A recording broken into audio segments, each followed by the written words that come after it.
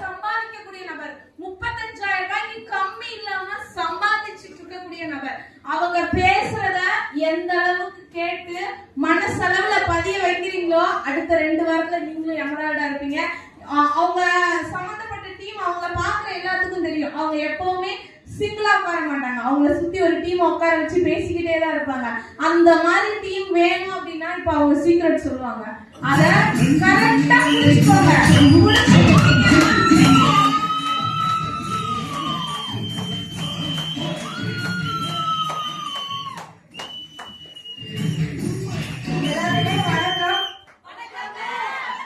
First of all இந்த வாய்ப்பை ஏற்படுத்தி கொடுத்த பிரம்மாண்டமா இருக்கு, பிரம்மாண்டமான ஒரு வாய்ப்பை ஏற்படுத்தி கொடுத்த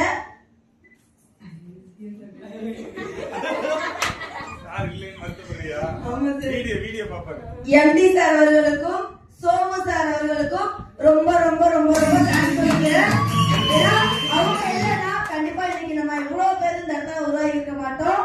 இந்த வாய்ப்பை முடிஞ்ச அளவுக்கு கல்யாணம் சொன்னாங்க, அவர் வீட்டுலதான் கல்யாணம் நினைச்சிட்டு இருந்தல, அவர் தான் தூங்கல 2 வாரமா எங்களுக்கே தூங்கல. 11 மணிக்கு அப்படி தயார் பண்ணிட்டீங்களா, எப்படி தயார் பண்ணிட்டீங்களா? ரொம்ப ரொம்ப ரொம்ப தேங்க்ஸ் சார் இந்த ஸ்டேஜ் உருவாக்கி கொடுத்ததுக்கு. எல்லாருக்குமே உண்மையான உழைப்பாளிகள் அத்தனை பேருக்குமே உழைப்பாளர்கள் தின நல்வாழ்த்துக்களை சொல்லிக்கிறேன்.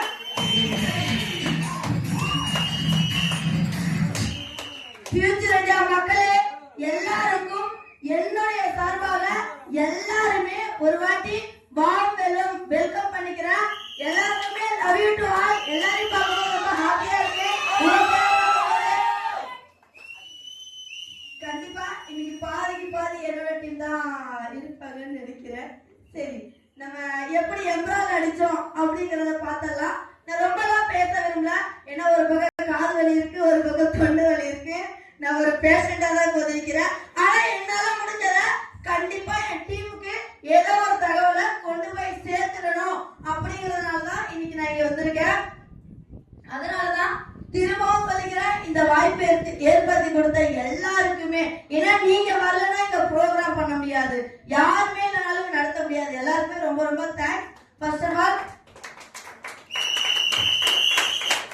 என்னோட நேம் பாத்தீங்கன்னா ஜி உமா மகேஸ்வரி.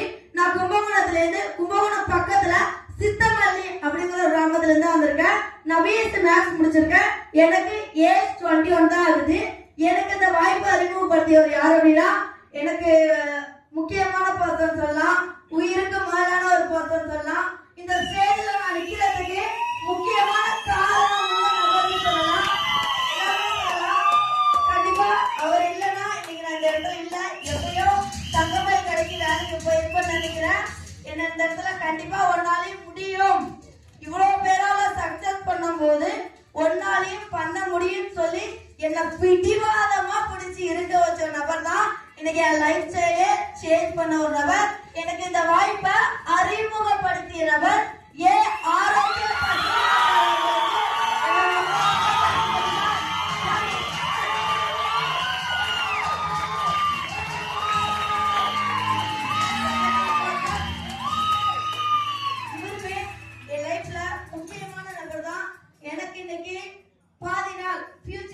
வந்ததுக்கு அப்புறம் என் அப்பா இல்ல அப்படிங்கிற ஒரு சிந்தனையே எனக்கு இது வரைக்கும் வந்தது கிடையாதுங்க.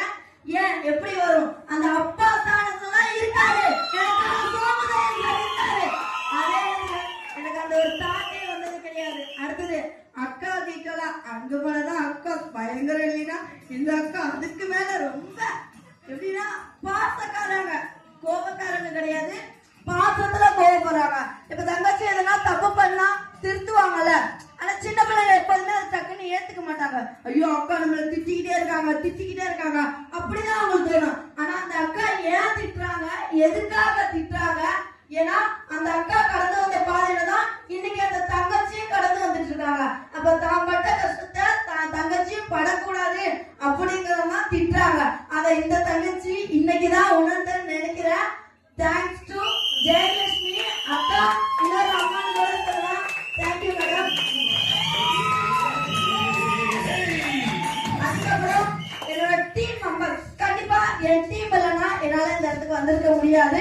இன்னைக்கு நான் ஃபைனலா ஒரு விஷயம் சொல்லுவேன். என் டீமுக்கு நானே தான் எக்ஸாம் எல்லாம் வந்திருப்பேன். அந்த விஷயத்த கண்டிப்பா ஃபைனலா சொல்றேன். டீம் மெம்பர்ஸ் எல்லாருக்குமே ரொம்ப ரொம்ப ரொம்ப ரொம்ப தேங்க்யூ.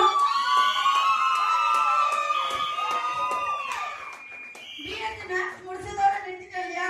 எப்படி வந்தேன்னு தெரியாதுல்ல இந்த ஃபீல்டுக்கு.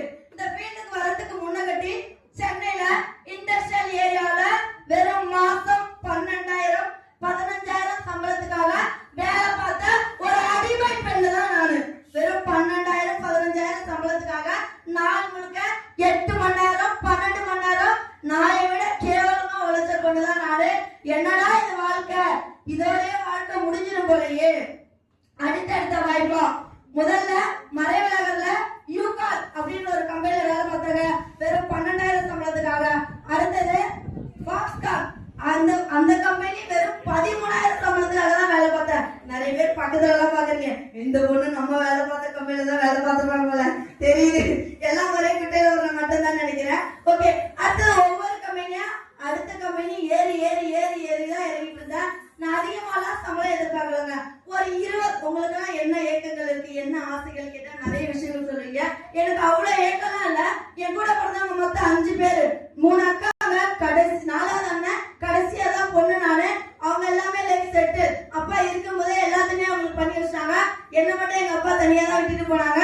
ஓகே, அப்பா இல்ல, இதுக்கப்புறமாவது நம்ம லைஃப்காக ஒரு 2,000 ரூபாய் சேவிங்ஸ் எடுத்து வச்சிட முடியாதா அப்படின்னு ஒரு ஏக்கத்துல ஓடிட்டு இருந்த பொழுதுதான் அடுத்தடுத்த வாய்ப்பா தேடும் போது நான் இன்னும் பல இடத்துல ஏன் படிச்சேன்னு தெரியாம வெறுத்து போய் தான் பேசிட்டு இருக்கேன். 15 வருஷம் படிச்சிருக்கேன், லட்சக்கணக்கில் கட்டி தான் படிச்சிருக்கேன். ஆனா ஏன் படிச்சேன்னு தெரியல. இதே சென்னையில நான் படிச்ச படிப்புக்கு வேலைக்கு போய் நின்னப்ப மாசம் வெறும் 7,000 ரூபாய் சொன்னாங்க.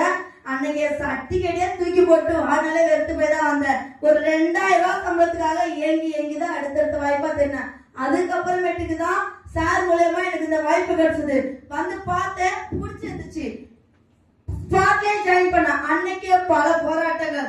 அன்னைக்கே எங்க அக்காவுக்கு அதான் ஜெயலட்சுமி அக்காவுக்கு எனக்கு செம்ம சண்டை வந்திருக்க வேண்டியது. நம்ம கொஞ்சம் சும்மாவே வாய் பேசுவோம். நாள் வரையா நம்மள எதுவும் கேட்க மாட்டாங்களா, கொஞ்சம் அதிகமாவே வாய் பேசிட்டோம் போல. இனிமே இந்த பொண்ணுங்க இருக்க வேணாம், எழுந்து போக சொல்லுங்க. அந்த அளவுக்கு கொஞ்சம் கீழே ஏற்றி விட்டு அவங்க கிட்ட. சரி ஓகே, அப்புறம் சார் தான் வந்து உனக்கு என்னதாம்மா பிரச்சனை? எனக்கு ஓகே சார், எல்லாமே பிடிச்சிருக்கு. ஆனா இது செட்டப்பா, ஏன்னா அந்த 3,000 ரூபாய் நான் கீழே கடந்து கொண்டு வரல சார். நான் கஷ்டப்பட்டு உழைச்சு சம்பாதிச்சிட்டேன். 8 மணி நேரம் நின்றுருக்கேன். எனக்கு எதனா ஒரு அத்தாரியை கேட்கும் போது அவரோட ஐடி ப்ரூஃப் கொடுத்தாரு, ஒரு ஆதார் கார்டு ஒரிஜினலே என்கிட்ட கொடுத்தாரு, சசி சார் கொடுத்தாங்க. அப்பதான் எனக்கு ஒரு ஹோப் வந்து, சரி ஓகே, இந்த ஹோப் வந்தது இல்லாம எங்க ஊரு சொந்தக்காரங்க ஒரு மாமா போலீஸ்காரங்க இருக்காங்க, அவங்க கிட்டே அனுப்பிச்சுட்டு வெரிஃபை பண்ணி பார்த்துட்டு அவர் எங்க ஊருக்கு பக்கத்துக்காரர் அப்படிங்கிறத ஒரு அறகுறை நம்பிக்கை.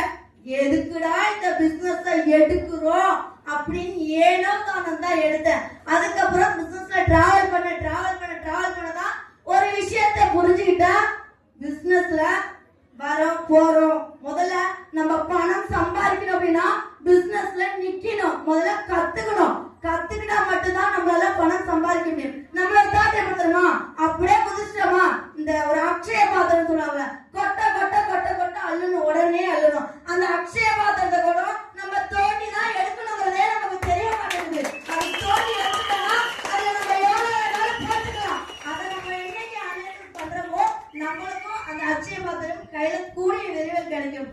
அத மாதிரிதாங்க. அதுக்கப்புறம் கொஞ்ச நாள் என்ன நினைச்சு பிசினஸ் எடுத்துனே தெரியல, எதுக்காக வந்தனே தெரியல. நான் பாட்டுக்கே வருவேன், நான் பாட்டுக்கே போவேன். ஒரு லெவலுக்கு மேல ஃபேமிலியும் ரொம்ப சூழ்நிலைகள் சரியில்லை, கல்யாணம் ஏற்பெல்லாம் பண்ணாங்க. தப்பிச்சுனா ஒரு சமயத்துக்கு மேல வந்தேன், இல்ல நான் அந்த கம்பெனில இருப்பேன், எனக்கான ஒரு மரியாதை கிடைக்குது, எனக்கான ஒரு நல்ல ஒரு ரெகக்னிஷன் அங்க கிடைக்குது, எனக்கு அந்த ஃபீல்ட் ரொம்ப பிடிச்சிருக்கு, அதுல நான் ஜெயிக்கிறேன் தோக்குறேன் அது எனக்கு தெரியாது. செத்த